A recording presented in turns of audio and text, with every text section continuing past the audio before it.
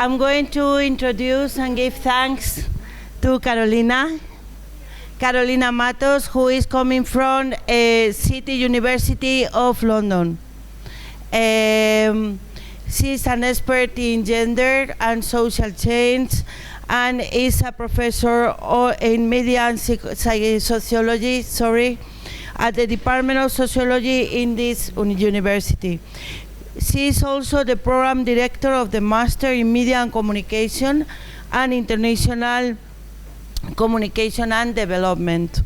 She has nearly 30 years of professional experience in academia and also in journalism.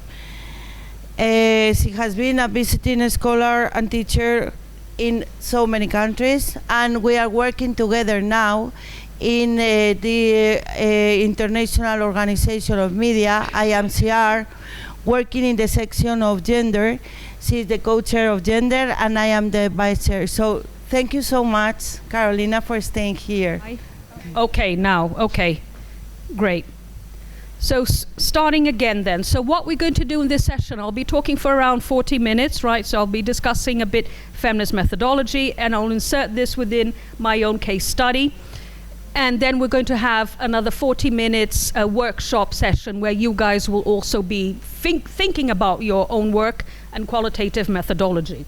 Right, so just to start to get you interested and I will come back to this, in what exactly I'm doing. So I'm sure many of you have followed the recent Roe versus Wade discussion in the US and the overturning of the abortion legislation, right? So as you will see in my project, what we're living in is a very interesting times regarding women's rights. So we've had the last years in particular a lot of mobilizations and protests around women's bodies, issues of sexual harassment. So we've had the Me Too movement, and we also have had a lot of protests around decriminalization of abortion as well. At the same time, we've seen clear rise of setbacks and pressures on women's rights. And this is in a geopolitical context of the rise of far-right populist groups who have started to propagate this idea that a gender ideology has been pushed forward by European organizations, by governments, etc. Right, so we're living kind of interesting times to talk about gender equality, and particularly issues such as sexuality and reproductive health. So before I go into that, so as I said, this is what we're going to be doing.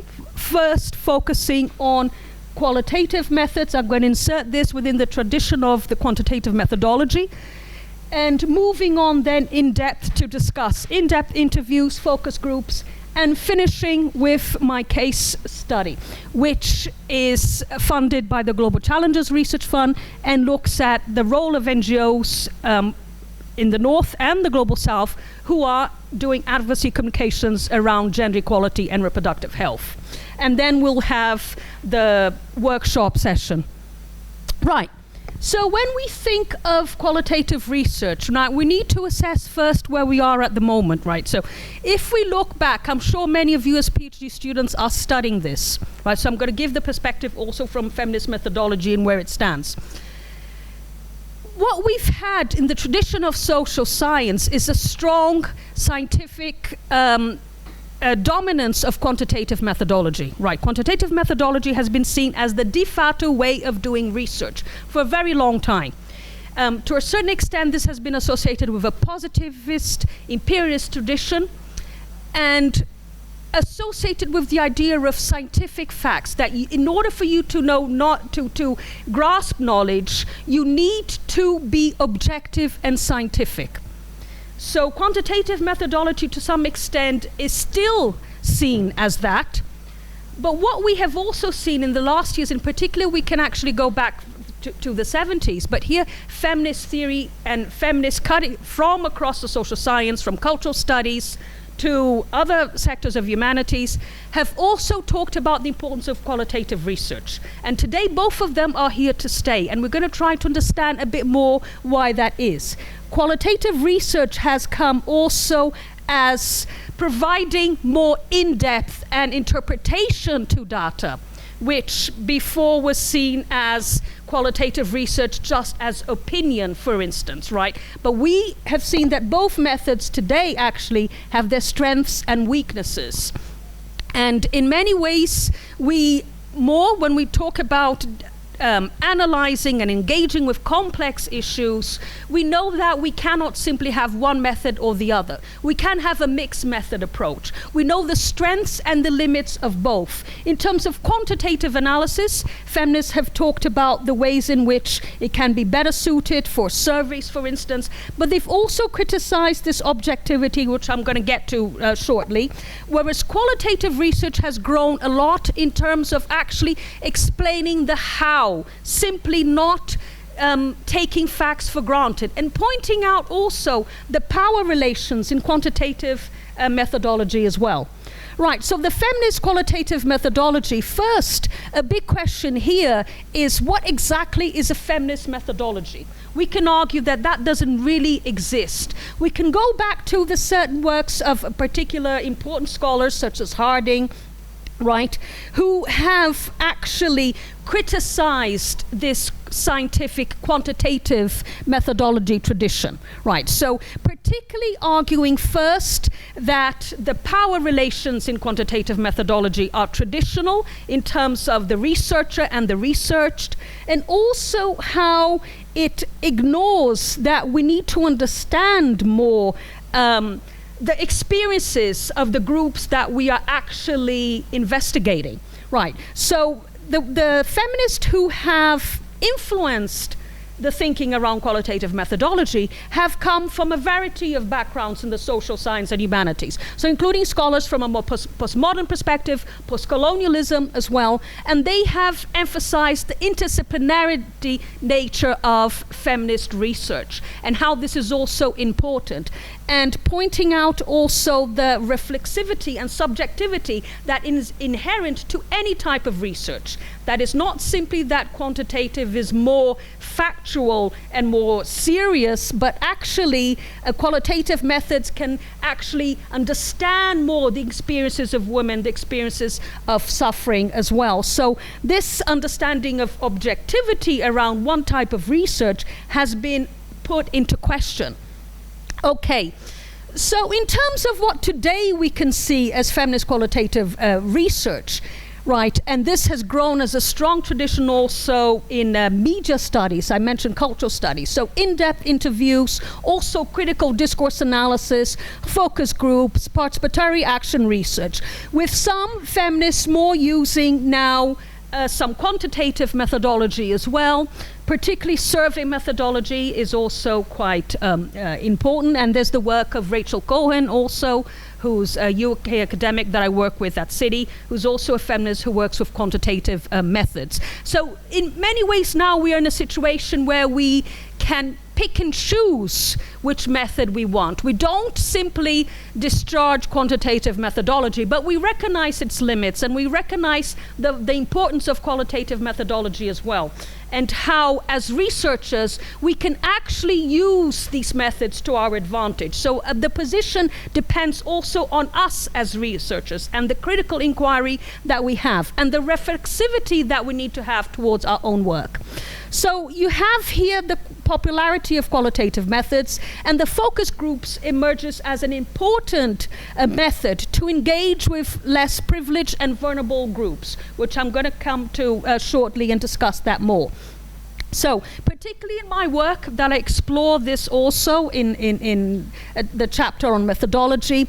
Right, so we see Michaelido talking about the interviewing method, a contradiction in terms, right? So she also has made this assessment of the importance of the qualitative tradition within feminism and how it has continued to be very important despite the popularity more of combining both methods. But one important thing that she argues, making use of Haraway's also relational concept, is that the research process, and this is what perhaps is the key idea for us when we think about a feminist methodology. We can spend 1 hour discussing exactly what it is, but a key aspect that I think that she states here, which is important, is about the process being empowering for women and transformative for both the knower and the known.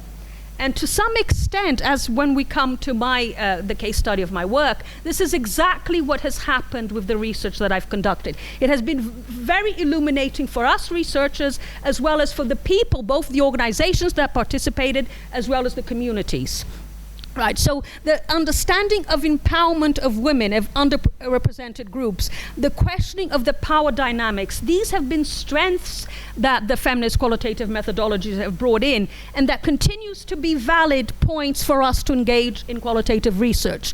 Right, so first, the interview emerges as an important place to give the role of women as experts. Now we know, as I'm a former journalist, I also work with social science, and even there in the UK, there is a whole campaign to engage women as experts, right, from journalism to social science, because the reality is not always women are given the equal voice as men, even if they are experts, even if they are academics. So interviews within the feminist qualitative tradition has emerged as different even to the traditional interview method of the interrogation of I am the researcher, you are the researched, I have more power, you have no power. So within the feminist method, the interviews are seen as giving voices for women and also as giving them the status of experts.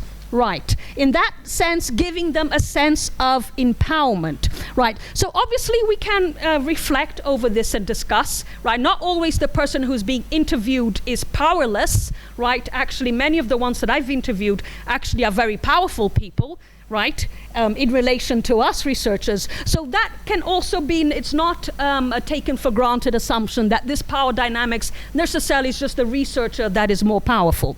But anyway, as I said, there is that sense of giving the expert voice to women. And focus groups in particular have become a popular method, borrowed from market research, right? So we wouldn't think it as a feminist method.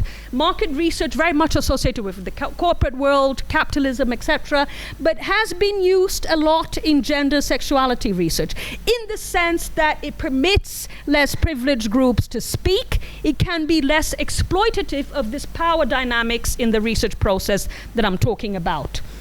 Now, I'm just going to give a quick overview of discourse analysis. I know that we're kind of short on time, so I'm going to go quicker over this to focus more on the in-depth interviews and focus groups and the workshop session.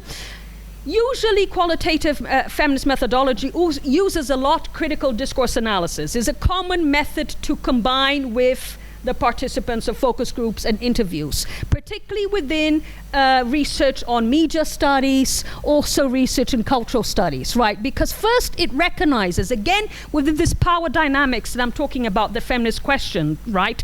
The same discourse has been questioned a lot, and we can trace this root to the work of Michel Foucault, right, in his discussion of knowledge and power. Particularly this idea, and here I'm going to summarize very much, as I said, because of time, this idea that also language is not simply neutral. We don't simply speak things, right? We speak things within a particular social context. Language is linked to power relations, is linked to knowledge, right? And that different groups can have different ideas over things, and they will push that forward. So what we have in society is competing discourses of people, and we can just simplify this just by thinking about the whole discussion of Brexit in the UK, for instance, and the language associated to it. Get Brexit done, leave is leave, etc. So all of this language was used as linked to ideology, a set of values that was used through discourse and the media to convince people that that was what they needed to do.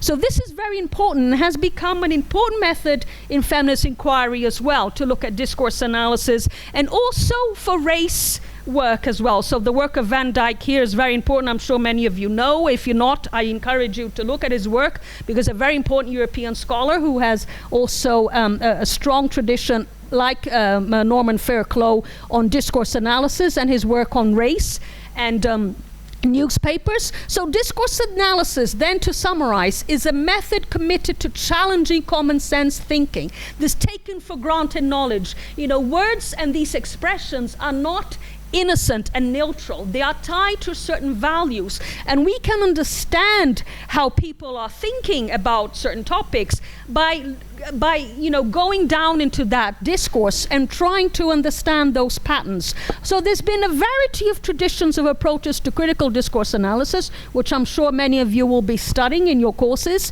right? And we associate, a lot of discourse we can talk about, and this again goes back to Michel Foucault, who talked about the medical discourse, right? So the whole language associated to a whole discipline and profession. And we can do the same in terms of the news discourse, the political discourse, or the Brexit discourse as well. I gave you an example of some of the language associated to the Brexit discourse. Right, so in terms,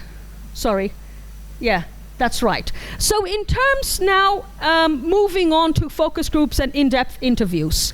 Now the strengths of focus groups, which as I said before, I wanted to come back to and highlight that in particular, and in comparison to the interviews. First is this idea of the dynamics of the interactions between the participants. So group interviews are seen as enabling conscious raising and inclusion of underrepresented groups. Again, it's a good method for interdisciplinary work. As I've said here very briefly, a lot of feminist research is interdisciplinary.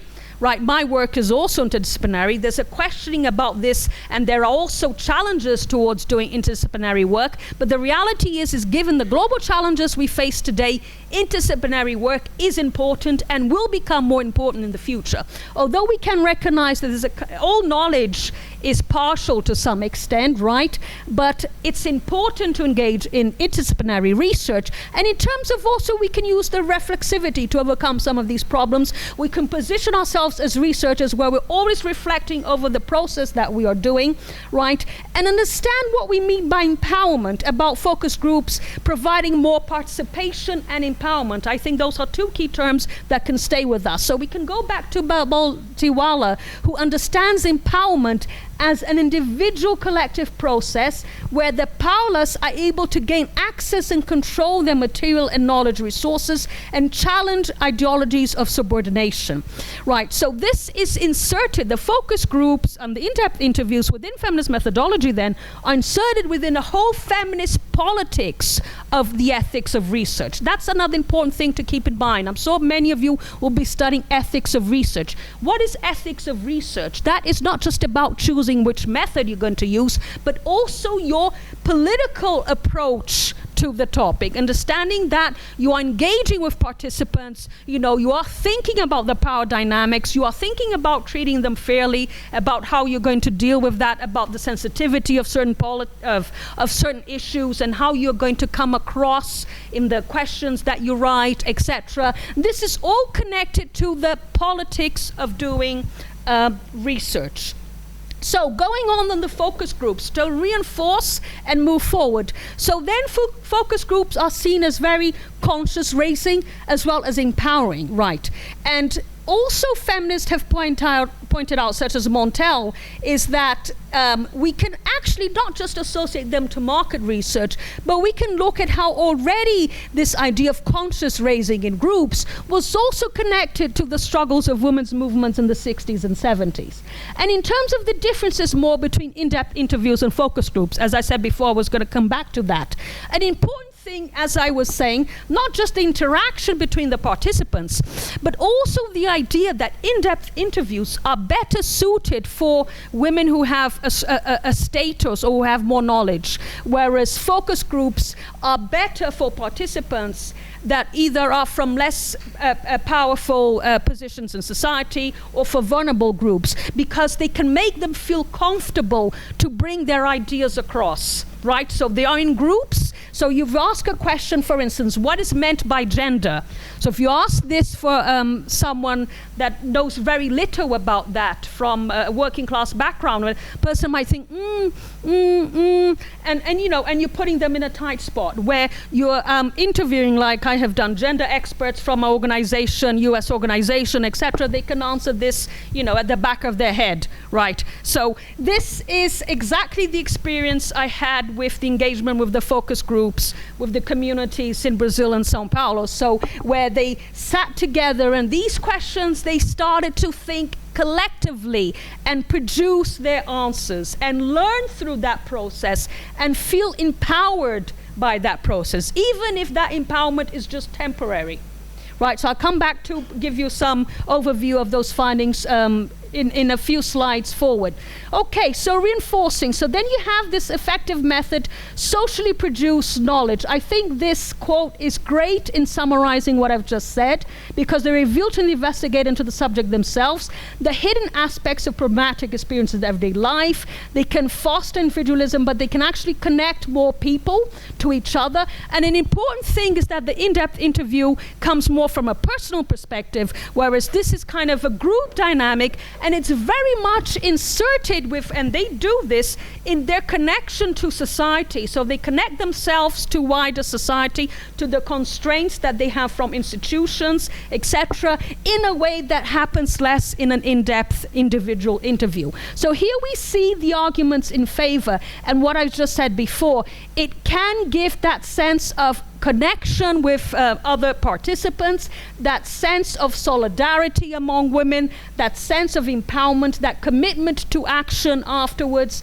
They can feel that they're helping as well, helping the researcher. They feel that they can go and study more about that. They feel that they can participate in that research. Now again, talking about participation, that will be different in terms of how the researcher will use participation in the research, right? So participation can be more limited, or it can be fuller participation, such as participation action research, which is a process where the participant is actually contributing much more to the research process. But anyway, this is still a form of participation, right?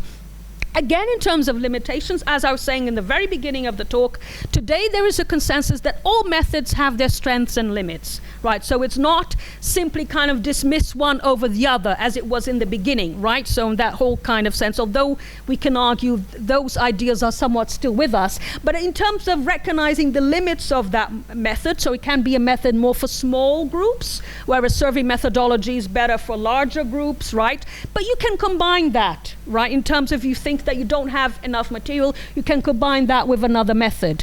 Okay, so moving on now to the case study. I think I'm good here with time, right? So I kind of conclude this and give you examples before we go to the workshop.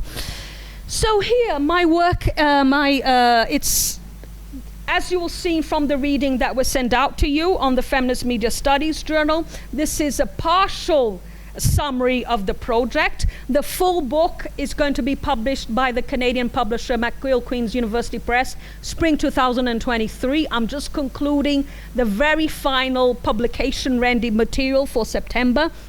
So here the work is on NGOs and advocacy communications for sexuality and reproductive health. As I said before, these are some of the images that we have been seeing throughout the world, right, that become very common. Now, let me then provide a quick overview of the project, and then I'll insert the feminist methodology and focus groups within that. So as I was saying in the beginning of the lecture, so the focus here, if we situate sexuality and reproductive health, right? So here already, even during the time that I was writing my research, I came across this, which is exactly, this report from Guttmacher Lanz Commission is exactly recognizing something that was already becoming very evident for me, is that a lot of advancements in this field of gender equality and reproductive health were facing setbacks and not going forward because of social and cultural constraints, and also because of discourses, right, the propagation of discourses which were impeding some advancements, right? So we have to not just look at the policies and the economic barriers, but we have to look at social norms and values, and we have to contextualize sexual reproductive health within the last years and the global challenges and the political challenges that we have been seeing. I'm sure many of you, as I said in the beginning, have been following the rise of far-right groups, populist movements in the last years in Europe in particular, right? So we've seen the growth from Viktor Orban in Hungary to Donald Trump to Bolsonaro in Brazil. So a big agenda of these populist far-right groups has been to attack identity, so-called identity politics and gender equality. In particular, it has been perceived as almost, and here they have played with words, again talking about discourse analysis words, they have played with words to argue that there is a gender ideology, like a communist ideology, right? And this has created a lot of misinformation. what we see is that there's a lot of stigma and prejudice around gender equality and women's rights, and in reproductive rights in particular. Now, Judith Butler talks about this as well. She has faced a lot of backlash about this. My work discusses her as well in detail, right? And she says it's not a gender ideology. This is about having equality for groups, and actually feminists have recognized the intersectionality of oppression, right? Linking working class women, race as well. It's not simply about promoting career women. Yes, this is a part of some feminist, first world feminism, if we'd like to call it, and I discuss this in the book as well, right, in the relation to post-colonial scholars and scholars from the global south, which to a certain extent is where I also am situated.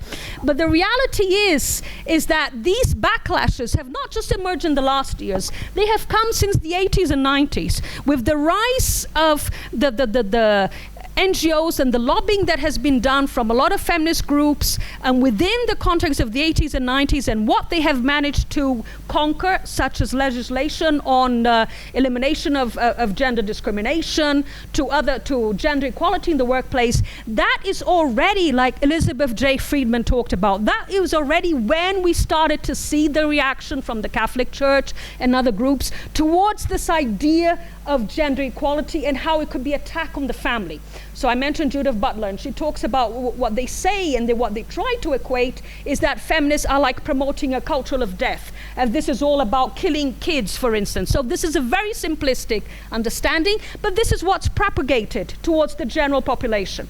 So the work attempts to look at the information and communications around gender equality and reproductive health, and the way that this has been misinformed. It's not well discussed, it's limited to those in the know, like echo chambers, and this creates this misinformation, this prejudice, right, associating as if reproductive health equals killing babies, for instance, just to be very simplistic about it, right? So obviously with the global challenges, such as COVID, the pandemic, we've seen the situation of reproductive health get even more challenging. And as I said in the beginning of the talk, the culmination of this in the US, you can understand why that has happened, right? So this is something ongoing. It didn't come out of nowhere, right?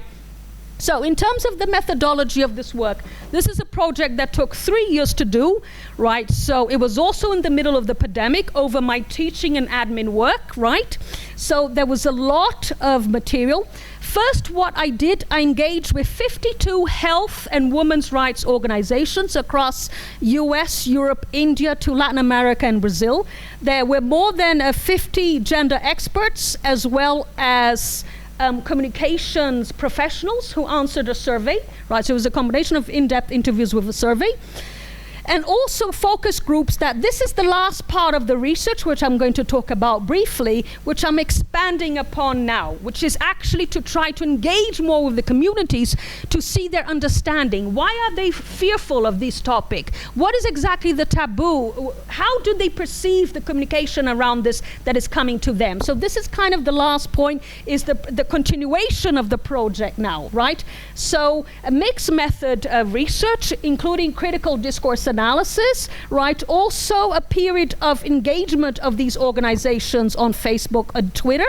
So these are the partners of the project, from UK to India to Brazil as well, and also PhD students, early career researchers that worked for 2 months during this course of this 3-year period from India, Brazil, as well as the UK.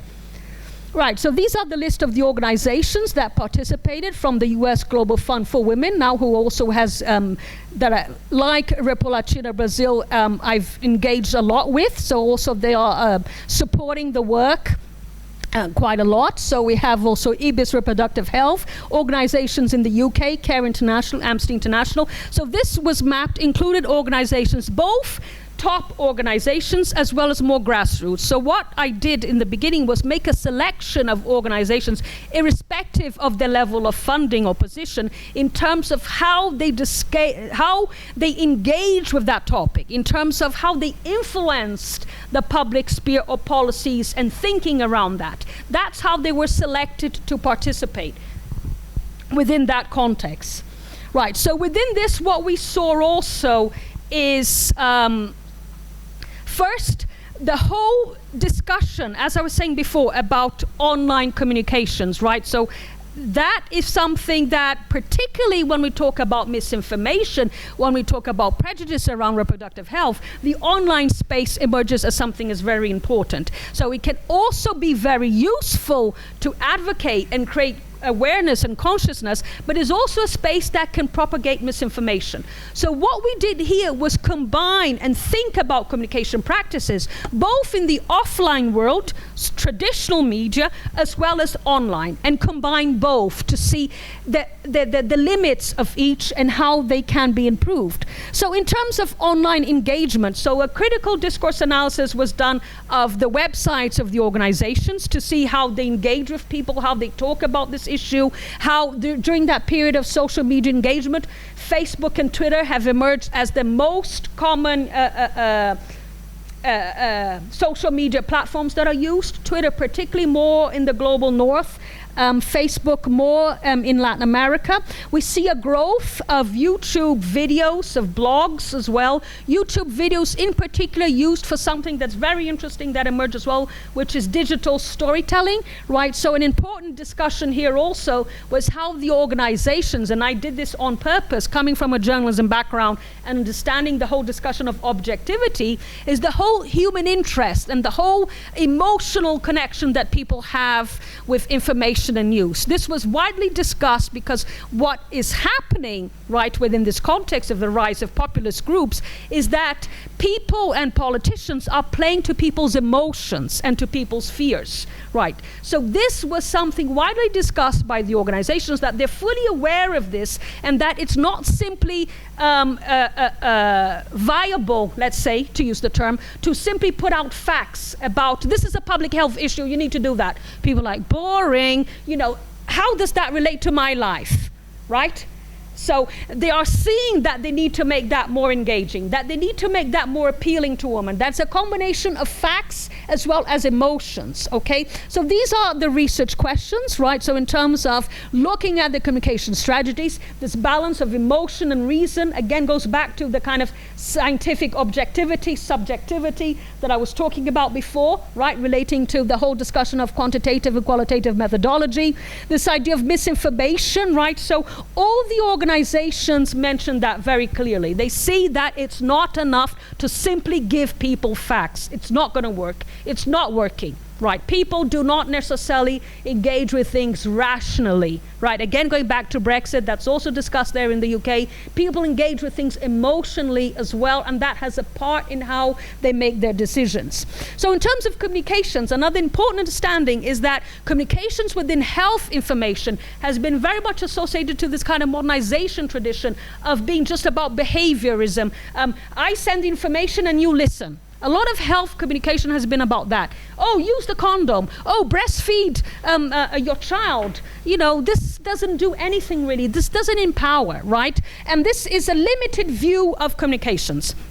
So what I did was to think about communications in more depth in terms of the information, which is associated more with the objectivity, scientific facts, and advocacy, which is associated more with persuasion, militancy, right? Activism, right? So kind of comes from also the emotional aspect, the community engagement, the types of communications which is more marketing-led, such as fundraising. So different forms of communication. So this was something that I divided into also.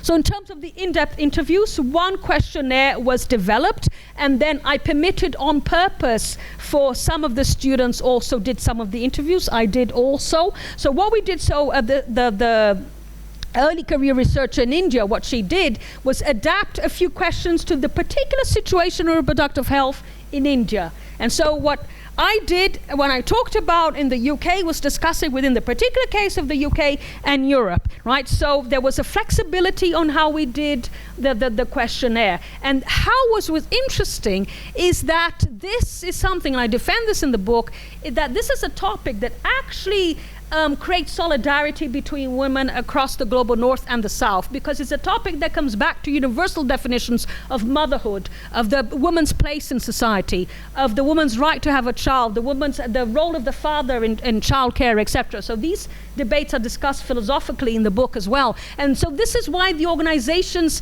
could engage with this transnational feminism within this subject, which in a way was very interesting and was, again, empowering to everyone. Because the organizations kept thanking me and wanting to participate. Oh, I'm learning so much from this work, whereas we were also learning a lot, right? So again, talking about the transformation process from the knower and the known. This was also very interesting. So the sensitivity to the topic, how it's discussed in India within the particularities of patriarchy there, and also how there's a whole thing of the policy of the child and the context that is discussed differently than it was Latin America and the US, which has more of this populist Christian right tradition, etc. So the communication questionnaires, which were sent out to the communication professionals, some of them sat with us, with the gender experts at the same time.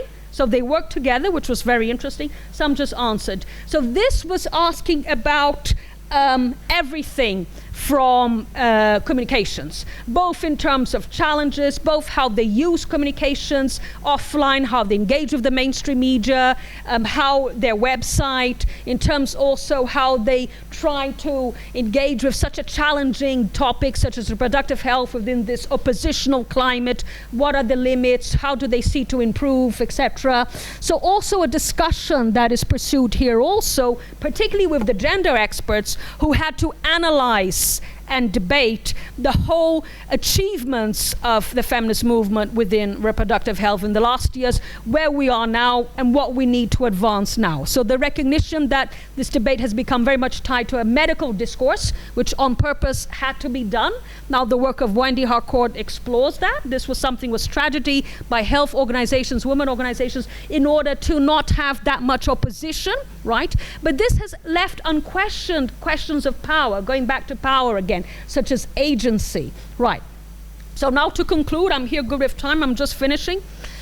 So in terms of the focus groups, as I was saying, this is the final part of the research which I'm continuing. So the Brazilian NGO Repolachino has also been funded by Bill Gates Foundation and other US organizations. Now it's also like the US Global Fund for Women, a partner in the project.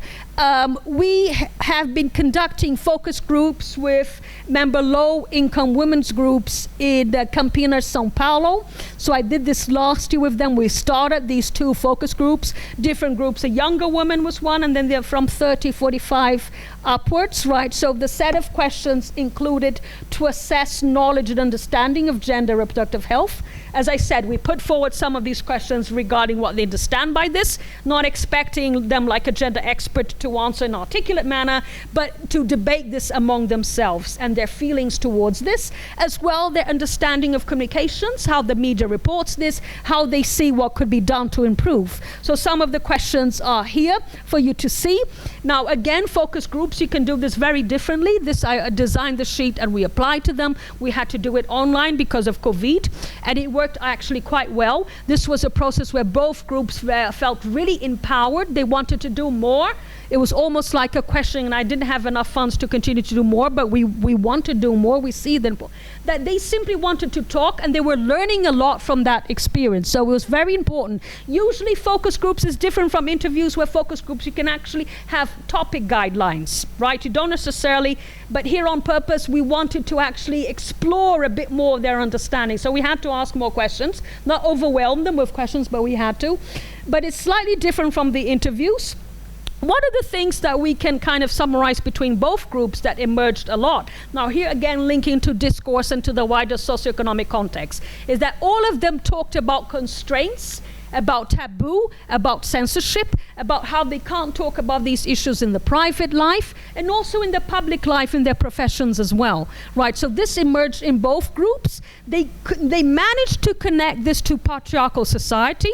They managed to also connect this with the ways in which they think the media could do more in terms of engaging more, making these issues more talked about, right? So the role of the media here, although some of the gender experts also mentioned when they compared mainstream media with online media, they said it's still the mainstream media that actually can provide more in-depth stories about teenage pregnancy, for instance, about sexuality, comprehensive education, etc., whereas the online space is more quicker, it's more kind of a mobilization, telling people about events, you know, and also a lot of things that emerged from the discourse analysis of the social media engagement is the organizations are also in a slight defensive situation, so they also do fact-checking, which is something that's happening with traditional journalism as well. So these organizations also use some forms of traditional journalism and try to put out facts to demystify the gender myths that are circulating in the public discourse. So this was again a strategy that they used a lot alongside digital storytelling too. So here were some of the things. What emerges that they are trying to engage more in the online sphere, seeking out information from specific NGOs. Now, as a lecturer teaching in communications also, I discuss a lot with my students this, and this is also explored in the book, how NGOs, and particularly in the case of the UK, which has a big charity sector as well as humanitarian and development organizations as well, how NGOs are emerging as an important area to work for students, right? And how a lot of them are becoming as professional as the mainstream media. Obviously those with more money. And within this work, we managed to see that those that were more powerful, had more funds, could actually use communications better, whereas those of the grassroots had to be more creative towards this. But money was not necessarily just a limitation. Although all of them complained about money, they would like to have more. They also said that they wanted to have more investment in communications. Family planning in the US argued that only in the last 5 years are the NGOs thinking more seriously about communications, that this is something that in the future will even be more, they'll become more professionalized and more communication driven. Okay, so in terms of the self-censorship that I was talking about and the discussion within the institutions, which was quite interesting. Now this is kind of very Foucauldian, right? The whole sense of power dynamics and microstructures and how that works in everyday life. So many of them talked about that, the constraints that they have, talking about this in the profession, even within the medical profession, right? So this one was a case of a social worker. Okay, so this, I come to the end. I know I had to go quickly because of time. So these are some of the conclusions. So we can see the strengths and limits to both methods. We can see how they can be useful for feminist research, how we have to have a critical approach in how we use it, right? It's not being about dismissive of one method to the other, but recognizing the strengths that one method permits us to have in the process that us critical researchers we want to adopt. Okay, thank you very much.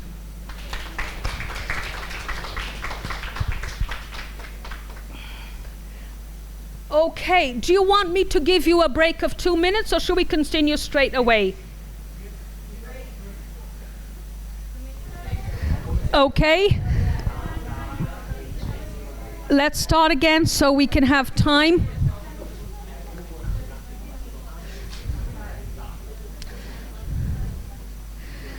So we're just going to do a seminar workshop activity. I can see that you are in groups. So what I suggest, I'm going to give you around 10 to 15 minutes. We can't have more than that because then we need to open up and see what each group has done. So afterwards we can conclude. Right, so these are suggestions, so you can use your own research. I've had someone here just talk about their research, how it connected to some of their work, so you could use that. These are examples, right? So gender and health is the example that I have given, right? But you can, if you're doing gender in the workplace, gender in the media, whatever your research, so think, I'm going to interview these particular groups. This is particularly what the topic is. I know in this group there's probably different people doing different researches, right? So choose one to focus on. One of ours, yes, one to focus on. So you can all do this together as a group. Obviously it will help you think about your own work anyway, okay? And then what you would do, right? So you've chosen the topic. So you're thinking of interviewing groups of women. You're doing gender in the workplace, for instance. You're going to interview groups of women from the corporate world here in Madrid, 2 different organizations. And you're going to do a combination of interviews and focus groups, let's say. Or you're going to do just interviews, okay? So what the topic is first, that's the first thing. The second thing, if you're going to do just focus groups, develop a list of topic guides or questions that you would ask. How would you go about choosing that? What would your aims? So this is to get you to think about the ethics of research that I was talking about, the whole politics of how you would go about the questions that you want to ask. Another thing in focus groups, particularly for those that are doing the media studies, what we do a lot, and some of my students, I encourage them to do that, is that during focus groups we also show videos. You can show them a video, and then you can show, and then afterwards to get the discussion, and then you have the questions, right? Or media material. So I forgot to mention that the focus groups I conducted, we also show the media as samples of coverage on reproductive health. So they also discussed that. That was also part of the activity. If you're going to do just interviews, for instance, interviews with discourse analysis, that's your method, then think about the interviews, how you would do that. If you're going to combine both, think about why you're combining both. Not what I said about the interviews and focus groups, okay? So this is for you to think about how you would do it. So I'm going to give you 10 to 15 minutes. Then we open up just to get your general sense, and you can connect to the lecture as well, to some of the things that I've said, okay? Okay, very good. So we have a group here. If anyone, I know some groups are like just with 2. If anyone wants to join the group that has less people, you know, because there's a lot of people in that group, maybe one wants to go there, you know, just make yourselves comfortable. Yeah, you can join here on this one maybe, or that one. Yes, yeah, join here, that's fine. So we're going to have groups of around 4 each. Okay, so you can start. So I'm going to time it, and I'll go round and see how you're doing. Okay, and if we need more time, we go 15. If we need less time, we go 10 minutes, okay? Okay, so we decided to research gender-based violence in schools, so particularly in high schools. And we decided to use a mixed methods approach with triangulation of stakeholders. So the mixed method approach would be surveying, interviews, and focus groups. And what we wanted to touch upon the ethics a little bit, we're only going to interview students above 16. So all of the participants have to be above 16 because that's the law in Bulgaria. Then we're going to present the study as a study on the relationships in the high school, and we're not going to present it as gender-based violence study. So the methodology is going to include focus groups, interviews, and surveys. So the survey is going to focus on what the penetration of violence in school is, and we're going to construct a questionnaire to just find out what the how big the violence is and what types of violence people experience usually in schools. Then we're gonna do focus groups with both men and women students, and then we're gonna do interviews and focus groups with teachers and the school board. So the focus groups with students is gonna focus on how the violence is perceived, or what is recognized as violence. We're gonna use vignettes on certain situations to explore how people think about different kinds of violence. And then in the interview part, we're gonna select a few people from the focus groups to case study with the interviews, and we're gonna try and find out what their discourse on violence is, what their reaction to violence was, how the school perceives the kind of violence that they have experienced. And then, and we're also gonna do a document analysis on the normative documents in school, and how schools and its normative documents regulate the relationships between students themselves and students and teachers. So basically that's it. Very rich, very interesting. Anyone else from the group want to say a last thing before we move on? Someone? You think we summarize it? Brilliant. Thank you. Should I pass it on? Who wants to go next? So you give the microphone. This group? So we go like this? Yeah? Okay, we focused our discussion on the research based on the design pedagogy seen by a critical and feminist perspective. This research methodology will be done by focus group, interviews, and surveys. We had the time to discuss about focus group most of all, but I will do fast resume. The focus group will be destinated to students because we have to understand how students perceive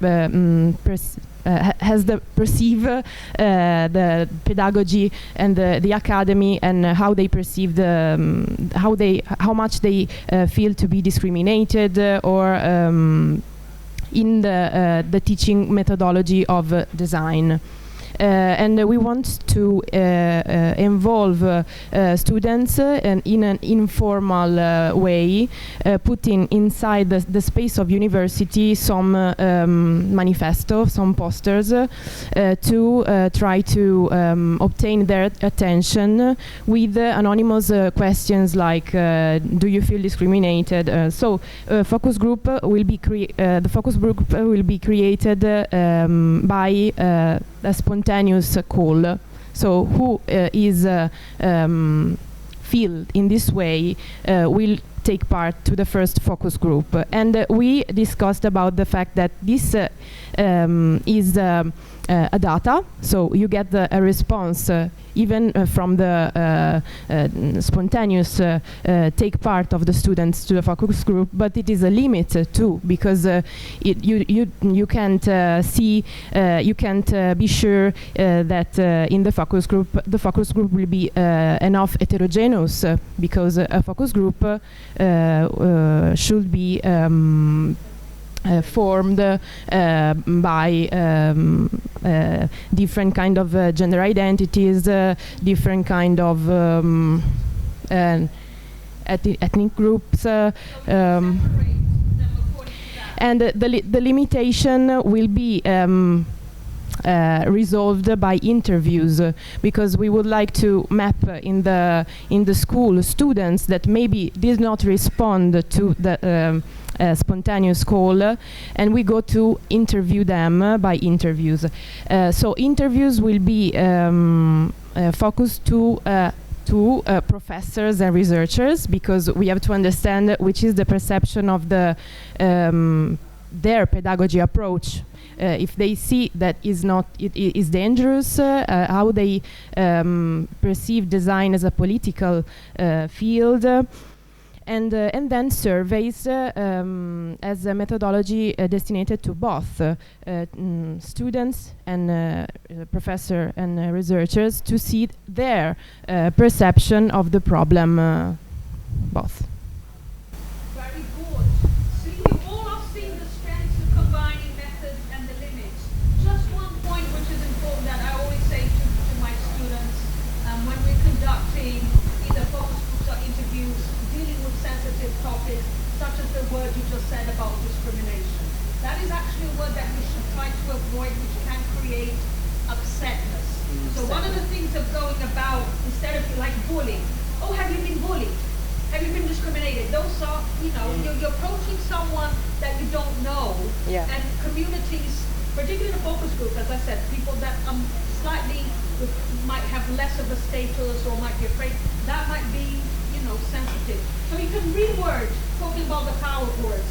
So, and then come with the word discrimination. What barriers have you faced in the workplace? Instead of saying, have you been discriminated in the workplace?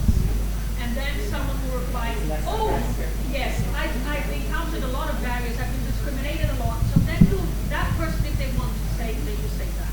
So that's very important. Those words can rise a lot of upset, because these are traumas that people can go through. Yeah. Okay. Thank you. Thank you very much.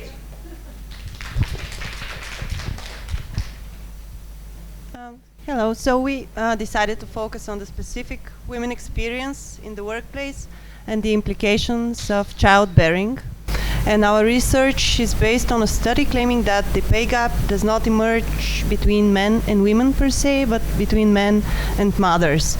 Since when a woman steps out of her workplace and engages in invisible labor at home with tasks related to the child and the home, she misses out on her opportunities to... Maybe I'm just speaking very quietly. Yeah, sure. And when a woman steps out of her workplace, she misses on her opportunities for professional growth. So in terms of methodology, we decided to conduct focus groups and maybe in-depth interviews as well. I haven't figured that out, but maybe we'll consult you later. And in terms of target groups, we have identified 3. So we will perform focus groups with women in childbearing age, with young women fresh out of high school, where we'll focus more on their future plans, and maybe focus groups or in-depth interviews with women in higher management positions. So the questions that we gravitate towards, we'll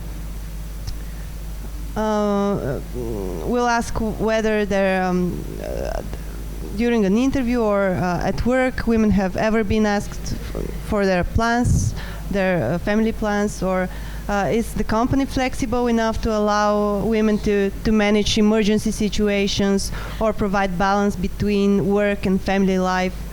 And maybe in terms of women who already occupy management positions, we'll focus more on what that has, so to speak, costs them in terms of their family life. And yeah, that's kind of it. Very interesting inputs from all the groups. Very good. Thank you very much. Thank you. So we have from this group here. Is it the last group? That's our group, or is there a group? Yeah, we have to. Hi. So we chose the same thing, discrimination in the workplace, especially for women. And we chose to talk about women drivers, especially in Bulgaria. There was a case in the news where a lovely, sweet little girl, like 150, blonde, nice, with pink outfit, and she was driving a huge vehicle. And this was kind of like a big story in the news, and everybody started discussing the topic, women drivers. And unfortunately, Bulgaria is a country where there are a lot of prejudice about that. I'm saying this as, you know, a normal girl. Men think they're better in driving, men think they drive faster, and at the same time, the statistics show the opposite tendency, that almost 95%, I think, of the problems on the roads are caused by men, and actually girls are really careful drivers, and they can be professional drivers, why not? And of course, this is just a hypothesis that women are discriminated in the workplace if they work as drivers. So we would like to know if this is really true. We would like to look at the statistics of the number of girls drivers in Bulgaria, like we're really interested of the percentage first. And then we would like to make in-depth interviews with them to see how they feel, maybe their psychological functioning, maybe, as you mentioned, the barriers that they face. And I think that in order to structure the questions exactly, we are going to look at what was done in the West. Like I was really nicely impressed in Spain, because I saw a lot of drivers, especially in the metro, women drivers. I think I saw 2, and I'm here since 4 days. Also, our colleague mentioned that a lady, a very nice lady, drove him like 6 hours or something like this. So she was a professional driver and really successful in her field. So maybe I'm gonna look at, let's say, the research in Spain to check if they have the problem, to see the percentage, maybe compare, and really to look at instruments that already exist, like what questions exist in other countries, and then see how I can do this in, not me, but the group, how we can do this in Bulgaria. Yeah, so this is basically the idea. Yeah, I hope it's enough. Very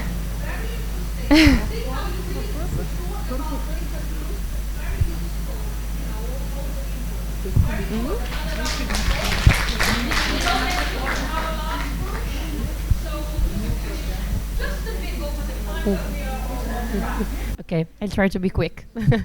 So we focus on the concept that in tech and STEM there's a majority of men. So first we talk a little bit about the problem. So what is the problem? We started from the concept of women in tech, but then we decided to expand it a little bit. So since the majority is men, we try to focus on how to include and push towards more heteronormative people, so not just women. And so we decided to do 3 focus groups. The first is just with no heteronormative people and women and all the excluded part. The second one is just with men, cisgender men. And the third one is mixed. The goal of these groups is first to see the relationship between people. So when talking about tech-related topics, if they feel confident, if they feel threatened, how they relate towards each other, and the difference within the different groups. And then the second goal is to get insights and personal experience to understand where we can intervene in a future project. And the main questions are about their daily life routine in the company. This is such a kind of icebreaker to make people comfortable, and then to understand why they decided to pursue that kind of career, and the relationship between both groups. So how do they feel about diversity and those kind of topics? And I don't know if I forgot something. Okay.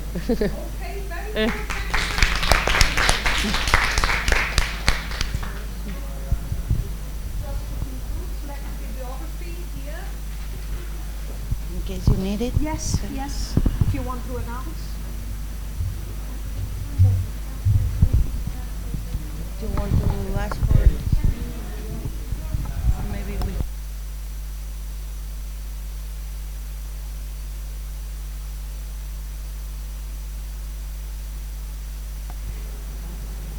As we've been asked to finish at around 11:30, so just a quick, any brief comment, observation, conclusion? Anyone would like to say anything?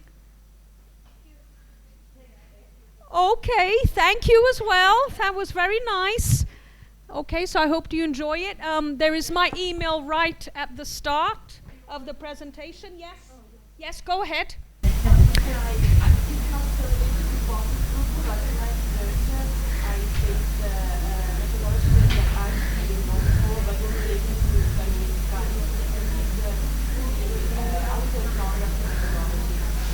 Yes.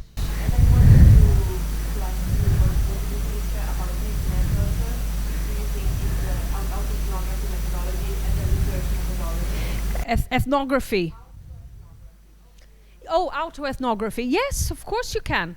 Remember, the thing is, when you, as I was saying in the talk, you as a researcher, you can make use of the methods that you think are appropriate for what you want to do, that will answer your research questions, and how something else can complement it. So what you do in your PhD dissertation, you would justify why you've used that method, that you think it's appropriate to do this, etc. That, oh, I had thought, and you can discuss this, talking about reflexivity, you can discuss this in the methodology. I thought first of doing that other method, but then this method was more appropriate for what my research aims and what I wanted to find out.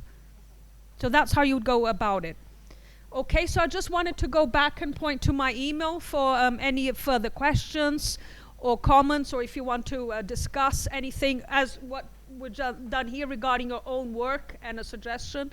I'm welcome to take questions through emails as well. Okay? Thank you very much. Thank you. Thank you.